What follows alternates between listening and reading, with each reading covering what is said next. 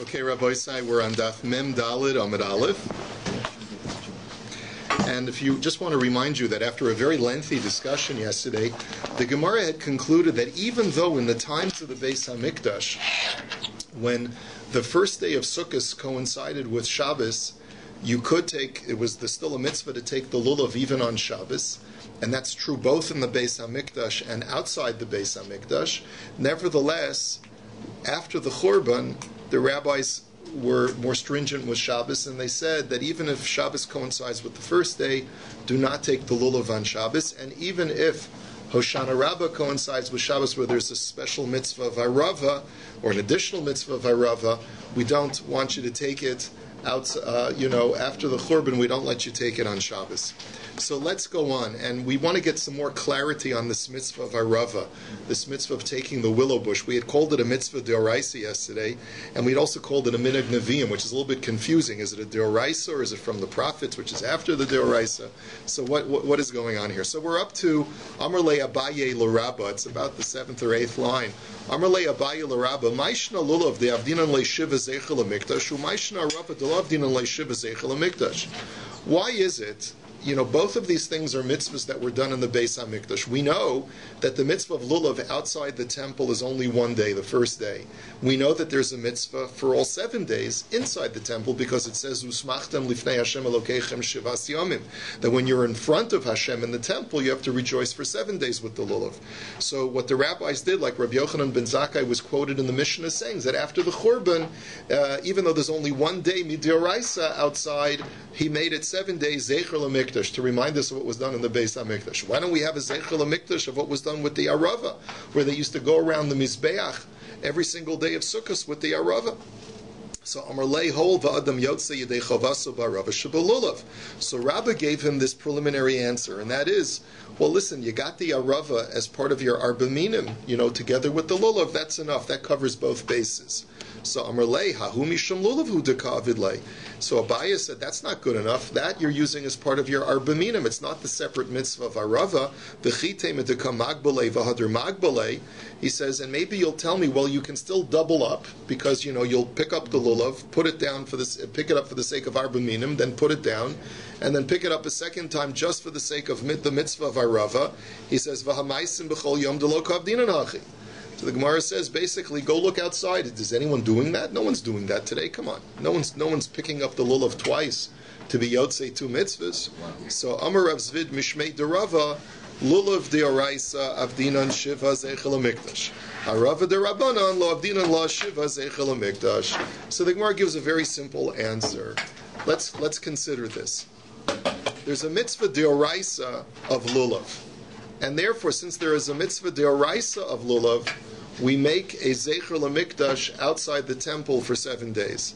But there's no mitzvah deoraisa of Arava, and therefore there's no reason to make a Zecher l'Mikdash outside the temple for 7 days. So the Gemara says, now wait, hold on just a second. You're telling me now there's no mitzvah deoraisa of Arava? Laman, according to whom? Ilay mala abashol ha'amar arvei nachal ksiv. We know that Abba Shol is quoted as saying that there's actually a mitzvah deoraisa of taking the arava separately from the arba minim. He learns it's based on the word arvei nochal. Arvei is in the plural. So that tells me that arvei is the willows, not the willow, but the willows, which teaches me that there's 2 mitzvahs with the willow. One is to be part of the arba minim, and one is to be a separate mitzvah by itself, which is a mitzvah deraisa according to Abba Shol. And ila rabbanan hilchasa gemirila. And according to the Chachamim, like we had learned yesterday, it's a halacha l'Moshe miSinai. And we have this brisa, the Amar Rabbi Asi, Amar Rabbi Yochanan, Mishum Nechani, Yishbikas Beis Chortan. Actually, it's not a brisa, it's a statement of Amoraim, but nevertheless, it's quoting a Tana, which says that Eser Netios Arava v'Nisa Chamayim Halacha l'Moshe miSinai. These 3 mitzvahs are all Mosaic traditions that have the force of a Torah law. Now, what are these 3 mitzvahs? Eser Netios has to do with the laws of Shemitah. Normally, there's a halacha that you're not allowed to cultivate a field during the month of Elul that's before a Shemitah year in anticipation of Shemitah.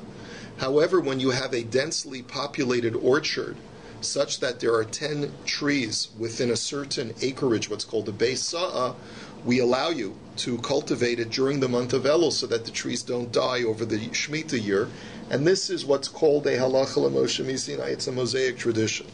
And Nisach HaMayim, and the water libation that's done every day of Sukkot, and the Arava, which is what we're talking about now, that's a Mosaic tradition. So don't tell me that it's not D'Oraisa. It has the full force of the D'Oraisa law. So Ela Amar Abzud Mishmei Darava Lulav de Isle Ikr Min HaTorah Bigvul and Avdinon Leishiva Zeichel HaMikdash.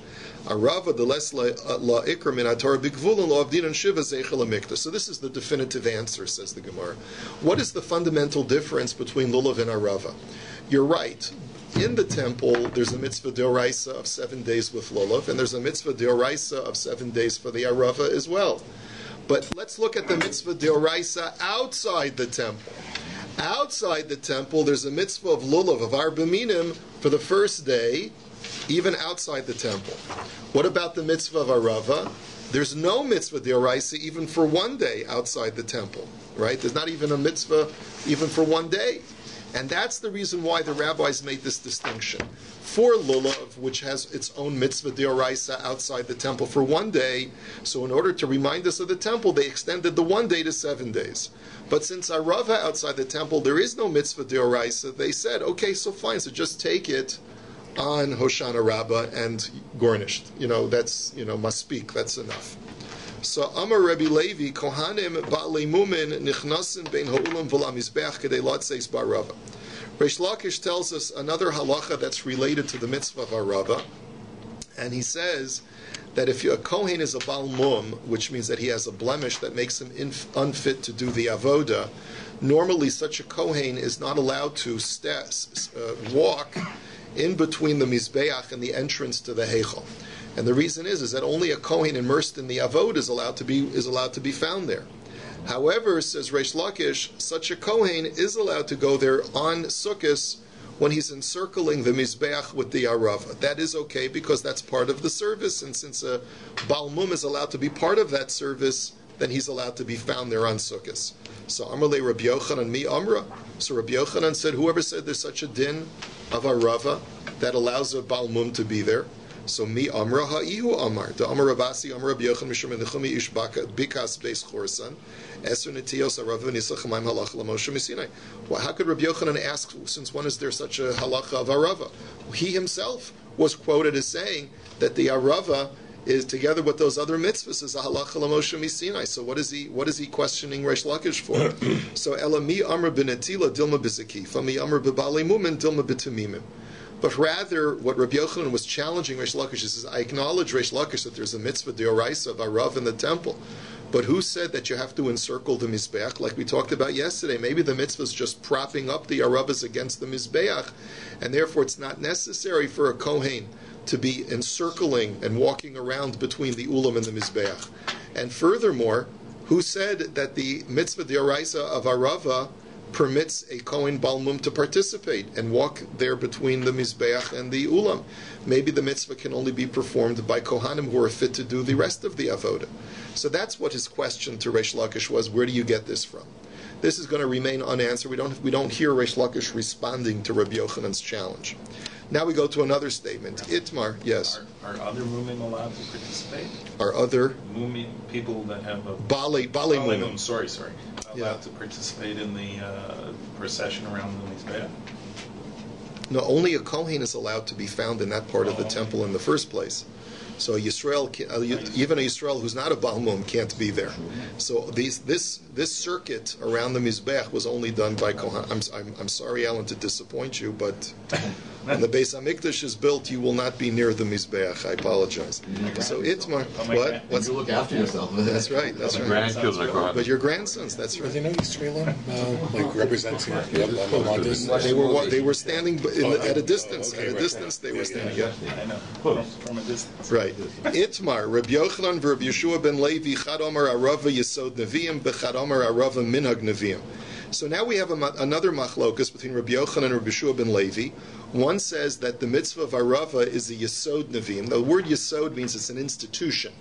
And that means that the prophets made it an official law that is a requirement. And the other opinion says that the Arava was a minhag that was instituted by the Nevi'im. Now, the practical ramification really only is, like Rashi speaks out, is do you make a bracha on it before you pick it up?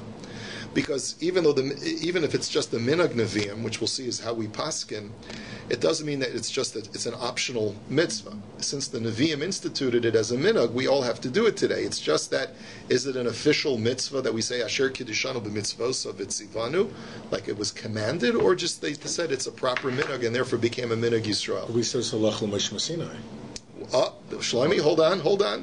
We're gonna ask that in just a second. But let's first see this machlokas. So the Gemara first says, "Tistayim de Rabbi Yochanan hu da'amar yesod neviim." Let's adduce that it's Rabbi Yochanan who is the one who holds that it's an institution of the Nevi'im. Da'amar Rabbi Avohu, Amar Rabbi Yochanan, Arava Yesod Nevi'im, hu Tistayim, because that's the way Rabbi Avohu had quoted Rabbi Yochanan. So the Gemara says, of course, yes, that's a good point. Amar le Reb Zera le Rabbi Avohu, mi Amar Rabbi Yochanan hachi. This is Shlomi's question. How could Rabbi Yochanan say that it's instituted by the Nevi'im? Veha Amar Rabbi Yochanan mishum Rabbi Nechunya ish bikas beis chortan, esen etiyos arava v'nisachem haim halacha l'Moshe misinai. We just got through quoting him as saying that it's a halacha l'Moshe misinai, which goes much further back than the Nevi'im. The Nevi'im that we're talking about are the Nevi'im, the latter Nevi'im, right? So if it goes back to halacha l'Moshe misinai, then it's much earlier than just the Nevi'im. So ishtomim kisha chada. So Rabbi Avohu, who was asked this question, was bewildered for a moment. This is a pasuk that you sort of like are taken back for a moment, and he's like, "I had to think about it." And then he came up with a good teretz. V'amar shechachum v'chazru v'yisidum.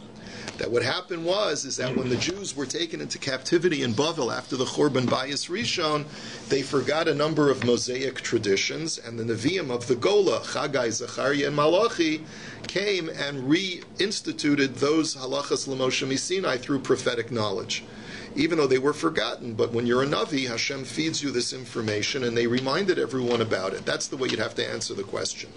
But wait a minute, that's not a good answer. You know why? Because let's show you a following story. V'hamar Rabbi Yochanan, dilachon amri dilahon hi.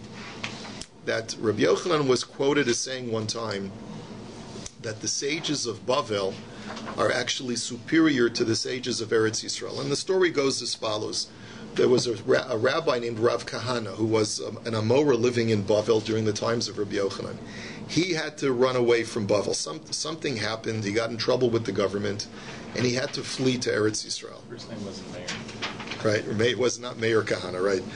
Very good. So he had to flee to Eretz Yisrael, and he met up with Rabbi Yochanan. Rabbi Yochanan fired him, and he blew Rabbi Yochanan away with his tremendous, amazing knowledge. So when Rabbi Yochanan saw this, he said, I used to think that you, my Talmidim, were the possessors of Torah. But now I realize, Dilhon, it really belongs to them. They're the possessors of Torah, the rabbis in Bavel. So you see that Rabbi Yochanan had acknowledged that there was great knowledge in Bavel. How can you tell me that it was forgotten? That's the Gemara's question. I don't really understand the Gemara's question so well, because we're talking about two eras of Jewish history. One is the 70 years between Bayis Rishon and Bayis Sheni, and the other one is hundreds and hundreds of years later in the period of the Amoraim. But apparently what the Gemara is concerned about is that Rabbi Yochanan, who had such great deferential respect for the Talmud Torah in Bavel, how could he say that the Torah in the earlier generations was forgotten in Bavel? So therefore the Gemara says, Lo kasha, so really here's the real answer. Kan b'mikdash, kan b'gavulin.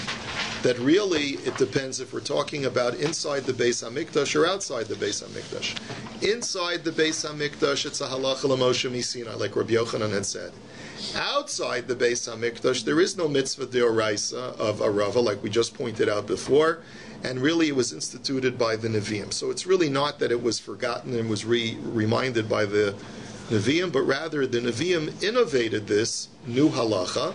It has the status of a derabanan, like we said before, and that's why we only take the arava outside the temple on Hoshana Rabbah. Amar Rabbi Ami, arava tzricha shir, ve'ena niteles ela bifnei atzma, ve'en adam yotze yedei chavaso ba'arava shebalulav. So he makes three disparate statements. Number one is the arava needs a minimal shear. It has to be a certain measurement, which we'll get to in just a minute. Number two, he says it can only be taken by itself. You can't take it together with any other vegetation. And number three, you can't fulfill your obligation of the arava by picking up the arba minim with the lulav. So the Gemara's question is, I don't get it. Kevin de Omar Mar Eina Niteles Ela Bifnei Atzma Pshita de Ein Adam Yotzei Barava Shabalulav. Why did you have to tell me the third statement? Once you told me the second statement is that you can only take the arava by itself without other vegetation, then obviously you can't be yotzei with the arba minim, with the lulav. What's the difference between the first statement and the first and the second? So the Gemara says, Mahu de tema hani mili heichad lo agbehe v'hadar agbehe. Aval agbehe v'hadar agbehe emalo kamash malan. If he would have only made the one statement, you might have thought that you can't be yotzei. You have to pick it up by itself. That's only true if all you have is the arba minim. We say you can't be yotzei with the arba minim, unless maybe if you pick it up for the arba minim, then you put it down and you pick it up again. Then even though it's connected with the other minim, then maybe you could be yotzei because you picked it up specifically for the arab. So that's why he had to make. That's why Rabbi Ami had to make both statements to let you know that even if you put it down and picked it up again, you can never be yotzei with the arba minim when it's bound together like that. And Rav Chisda, in the name of Rabbi Yitzchak, disagrees, and he says yes, you could be yotzei with the arava that's part of the arba minim, presumably if you put it down and pick it up a second time. So now the Gemara says, okay, let's go over the shir, the kama shirei. What is the measurement of an arava? Amar Rav Nachman Gimel Bade Alin Lachin. You need to have 3 branches of moist leaves. That's what he says you need. Now Tosfos makes an interesting observation. He says it doesn't mean that you need to have 3 separate branches, because all along we've been discussing just the one mitzvah of arava. So therefore his conclusion, Tosfos' conclusion, is that we're talking about one branch that has 3 branches coming out of it. 3 branches, like Tosfos says, Sheshlosha badim yotzin mikelach echad, that you have 3 branches coming out from one stem. There's another girsa in the Gilyon which says that Tosfos is of the opinion that it's 3 leaves coming from one branch. So there's even a machlokas as to what the girsa of Tosfos is. But everyone agrees that according to Tosfos it's one branch, or at least one source. So Rav Sheisha says it could even be one leaf or one branch without any leaves. So the Gemara says, how could you think such a thing? You can just take one leaf and no one will be able to see what you're doing. You pick up a little leaf of an arava, that's your mitzvah. So So rather what he meant to say is that even if you have just one branch with one moist leaf on it, and everything else is withered and fallen off, as long as there's one leaf left, that's fine. You could be yotzi the mitzvah that way. Amar Aibo havakaimna kamei de Rabbi Elazar bar Tzadok va'aisi hahu gavra arava kamei. So now we're going to see a few stories about Aibo, who says he learned a lot from Rabbi Elazar bar Tzadok. He says there was once a man who brought an arava before him, before his Rebbe Rabbi Elazar bar Tzadok, and shakil chabit v'lo baruch. And he went ahead and he shook the arava and without making a bracha. Now notice that the word chabit normally means to bang it, or to smack it, or to beat it. But here Rashi says the word chabit means to shake it. So kasavra minag neviim. So you see that Rabbi Elazar bar Tzadok held that it's a minag neviim, it's not a yesod neviim, it's not an instituted halacha, but rather a minag, and that's why he didn't make a bracha. I just want to point out something else very interesting. Based on this Gemara and the way Rashi learns the Gemara, even though we know that we have a minhag to bang the arava against something on Hoshana Rabbah, the Ramah also says that you're supposed to do na'anuim with it. You're supposed to shake the arava also before you beat it. If you take a look in Shulchan Aruch, it's very clear in the Ramah. He says you're supposed to do exactly the same na'anuim that you do with the lulav. You go like this with the aravas, with those 5 aravas that you hold in your hand.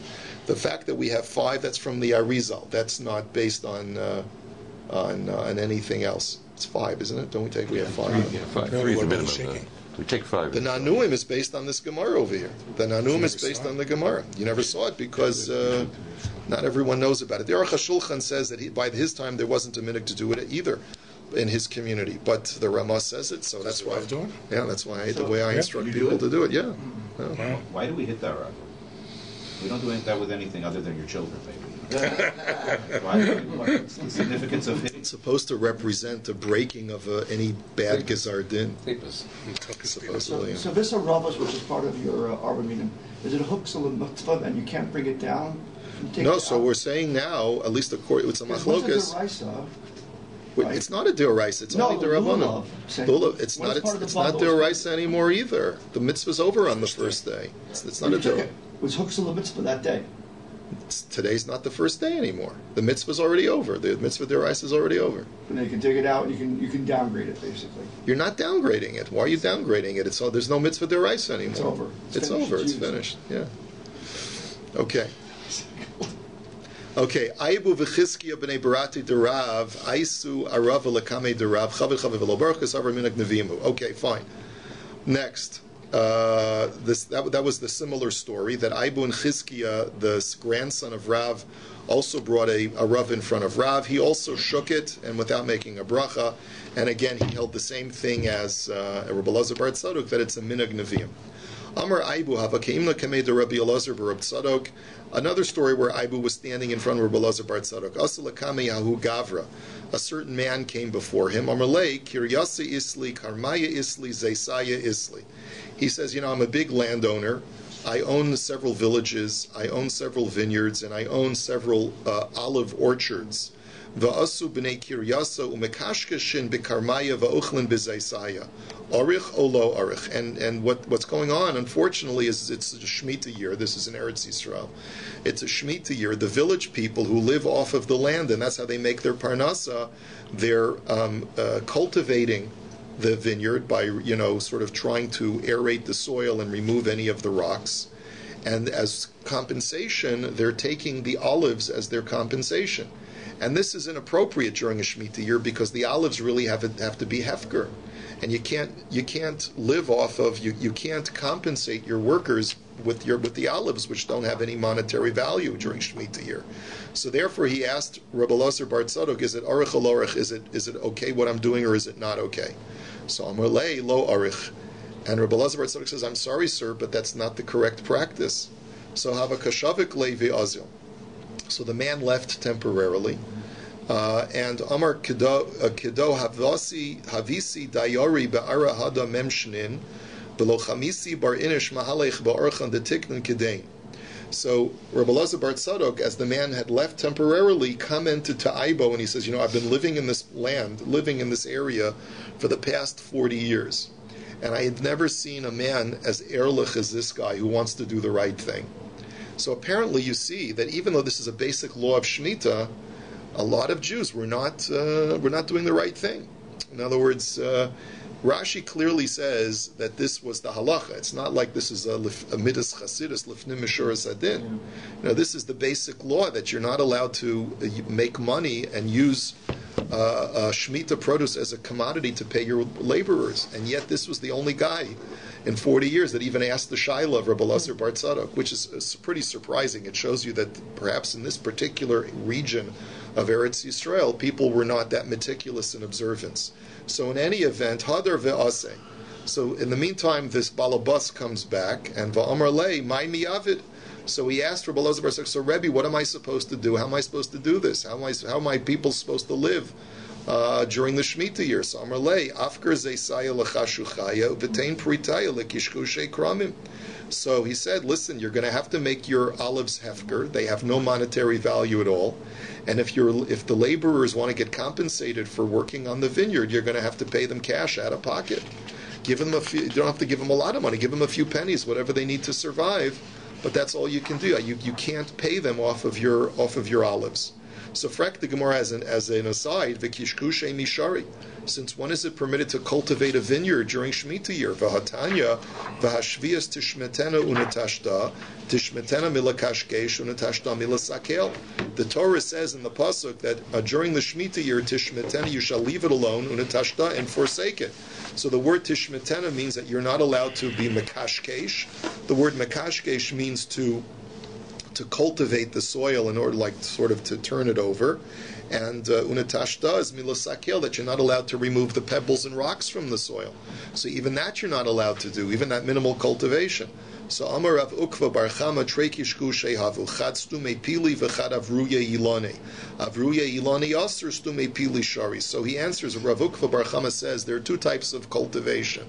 There's one type of cultivation which makes the tree healthier than it would be without it. So, for example, to aerate the soil by drilling holes in the soil in order to get more air to the roots is not permitted during Shemitah year, because even if you don't do it, the tree will survive. But there's something called stume pili, which is to cover up the exposed roots. And there, if you don't cover the exposed roots with soil, there's a danger that the tree may die. And you're allowed to prevent, on Shemitah, even on Shemitah, you're allowed to prevent a tree from dying by doing the minimal cultivation care that you need to keep the tree alive. And that's what Rav Elazar Bar Tzadok was telling the Balabas he was allowed to do. Another Amar Aibu Mishum Rav Elazar Bar Tzadok, Al Yahalich Adam Ba'arvei Shabbosos Yoser Migimel Parsos, that a person should not journey on Friday more than 3 parsas. And the reason why he's not allowed to do that is not only because we're worried that he's not going to make it home in time for Shabbos, but even if he makes it home in time for Shabbos, he may not have given himself enough time to prepare food for Shabbos, and that he'll have a miserable Shabbos, and he'll get upset with the people at home. So Amar Rav Kahana lo Amran elo lebeisei v'lo ushpizei amay denokit samich. But Rav Kahana says that's only if he's coming back to home. Because when he comes back home, he's going to say, "Hey, didn't you guys know that I was coming home for Shabbos?" They said, "We did. It was 10 minutes before lich benching. We figured you weren't coming home, so we didn't bother preparing any food for you." He'll get upset. There won't be any Oneg Shabbos. There'll just be a lot of broigas, and it'll be a miserable Shabbos for everybody, both for the balabas and for the members of his household who are going to be. Everyone's going to be disappointed. But if you're going as a guest to someone else's house, and you need to travel a long distance to get there, that's okay, because, like Rashi points out, because since you're coming as a guest, you're going to bring your own food anyway, so you're not relying on anyone for your meal. You won't be unhappy, they won't be unhappy, everyone will be okay. So v'ika da amri, amar Rav Kahana lo nitzrach ela lafilu lebeisei. And others learn that Rav Kahana said that even when you're coming to your home, you have to be careful not to travel 3 parsas on Shabbos, because you may come home very late and people are not going to be prepared. But even that's even more so that's true when you're going to be eating by someone else's house. Why? Because you're not going to find anything if you're going to surprise someone and be a guest at their home by coming in at the last minute. But even when you come to your house, you might say, well, if I come home to my own house, I'm sure I'll find something in the cupboard I'll be able to eat. But even that you shouldn't do, because you may end up disappointed, and you're going to end up, there won't be any shalom bayis on Shabbos. So Amar Rav Kahana, b'didi hava uvda v'afilu kasa daharsan alo ashkachi. He says, I once had the experience. I traveled 3 parsas. I got home right before Shabbos, and I couldn't even find a measly amount of fish hash, which is like the cheapest food that you can find. I couldn't find it in my house, and I had spent a miserable Shabbos. And this is sort of like the lesson that we learn, is that make sure that Shabbos is properly prepared. Let's go to the Mishnah. You didn't have a cell phone to tell them. They didn't have a cell phone, that's right. Mitzvahs lulav ketzad. So remember, the last part of our Mishnah had said, what did they do back in the day, in the times of the Beis HaMikdash, when you took lulav, when Shabbos coincided with the first day of Sukkot, how did they get their lulavim to the temple? Everyone brought their lulav the day before, on Erev Shabbos, deposited on these benches that were all around the periphery of Har Habayis. Okay, so Tani Tana Kameda Rav Nachman Sodran Al Gag Ha'itztaba. His girsa of the Mishnah was that they arranged these lulavim on the rooftops of these stools, because, like we learned, these were covered stools, meaning like a bus stop has a stool that a bench that you can sit on, and on top of it is a cover to protect you from the elements. That's the same way they had it in these circular stools that were all around, or benches that were all around the periphery of the Har Habayis. So he learned in the Mishnah that they put the lulavim on top of the cover. That's the gag. So Amar Lei, he says, why would you do that? imagine it's going to be very sunny, and the lulavim will dry out. You don't need to dry out the lulav. If anything, you want to keep the lulav moist and green. So elaema al gava ha'itztaba, but rather with a base. You put it on the stools under the covered area so that they would be shaded and protected from the sun. Amar Rachba, Amar Rav Yehuda, Har habayastav, kafel hayastav lifnim mistav. And just as an incidental, just commentary to describe these benches that were all around the periphery of the Har habayis, there were two rows, Rashi says. There was one row of benches and then a row in like concentric circles, another row of benches in between there, and they were both covered, I guess, by the columns held up the overhang on top to protect them from the elements. Have a wonderful day, everybody.